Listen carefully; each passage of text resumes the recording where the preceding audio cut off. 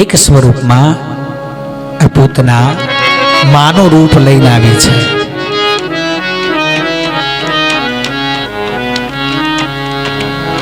કારણ કે દીકરાને હૈયે માં જ વળગાડી શકે, બીજું કોઈ નહીં, એટલે માનું સ્વરૂપ ધારણ કર્યું છે.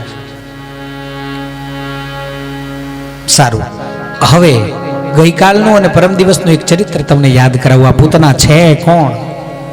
અદ્ભુત બાળક છે. મારે આવો દીકરો હોય ને તો મારે આવો દીકરો હોય. ભગવાને વળી પાછું કીધું તથાસ્તુ, હૈયે વળગાડીને રાખવું આને, મારા હૈયાથી છૂટો ન પડવા દઉં. ભગવાન કે તથાસ્તુ. અને વળી પાછું આખું ચરિત્ર પૂરું થઈ ગયું. બલીને બાંધ્યો ને દોરડાથી, એટલે આજ વિંધ્યાવળીએ કીધું આ પેલો નાનો બાળક, આવો દીકરો જો મારે હોય ને તો એને ઝેર પીવડાવીને મારી નાખું. ભગવાન કે તથાસ્તુ.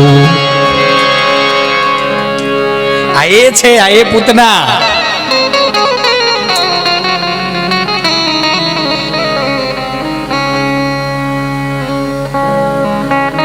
પૂર્વ જન્મની અંદર જેને કામના કરી હતી કે મારે આવું બાળક હોય તો હૈયા સરીખે ચાંપવું, એ ઈચ્છા પૂરી કરવા માટે થઈ અને પૂતના યોગાનો યોગ અહીંયા ભગવાનની પાસે આવી છે.